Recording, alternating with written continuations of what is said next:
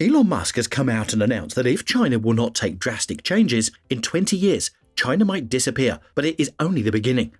The situation is so bad that experts are also explaining why with this rate, China will not exist soon. And a specific date for this catastrophic event is 2050. And it's very easy to see how bad the situation is for China, if you look at the numbers. But since, in recent years, far more resources are spent on analysing global demographic problems, there are few other giant countries like Japan, Spain, Italy and others that might cease to exist soon with this rate. Elon Musk has proposed that, in the near future, a very integral part of Northeast Asia might cease to exist, and alarmingly enough, he's talking about China. And it's natural to assume that perhaps Musk is referring to either the threat of climate change or an all-out nuclear war that devastates the world beyond repair. But this time the problem he talks about is the new horrible underpopulation crisis in that territory, or more specifically, a staggeringly decreased birth rate in the region, and it's hard to imagine how it can be reversed. For a bit of context, Musk replied to a Twitter user who posted a census survey of China. This survey, which addressed 2022 statistics, said that China had hit its record low birth rate since 1961. Musk tweeted, "Most people still think China has a one-child policy. China had its lowest birth rate ever last year, despite having a three-child policy. At current birth rates, China will lose 40% of people every generation. Population collapse." So, the population of China experienced a decrease last year, which is a significant event after 60 years of continuous growth. Experts anticipate that this decline will continue for an extended period, leading to significant consequences for both the Chinese economy and the global community. The National Bureau of Statistics of China has reported that the population has decreased by approximately 850,000 individuals, bringing the total population to 1.41175 billion in 2022. This marks the first population decrease since 1961, which was the year of the Great Famine in China. According to UN experts, China's population is projected to decrease by 109 million by 2050, which is more than 3 times their previous forecast in 2019. This long-term population decline has led domestic demographers to express concern that China will face economic challenges due to the aging population, leading to reduced revenues and increased government debt from rising health and welfare expenses. Demographer Yi Fu-chan stated that China's demographic and economic outlook is more pessimistic than anticipated, necessitating adjustments in their social, economic, defense, and foreign policies. Moreover, the reduction in China's labor force and the decline in its manufacturing sector would exacerbate high prices and inflation in the United States and Europe.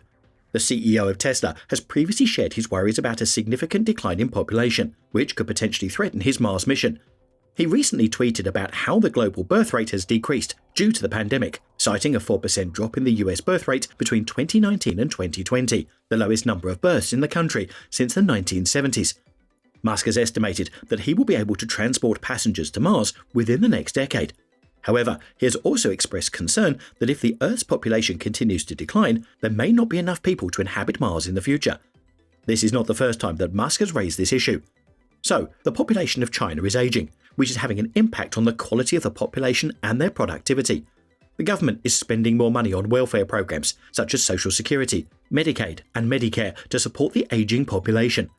Additionally, as the population shrinks, there are fewer taxpayers, which can have a negative impact on tax revenue.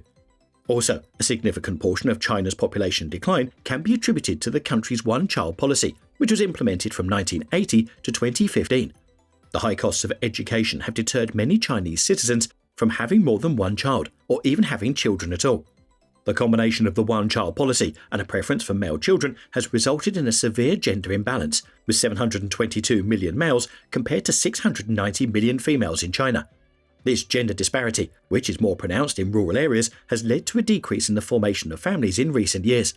Following the release of the population data on Tuesday, it became the most popular topic on Chinese social media. The hashtag "Is it really important to have offspring?" garnered hundreds of millions of hits.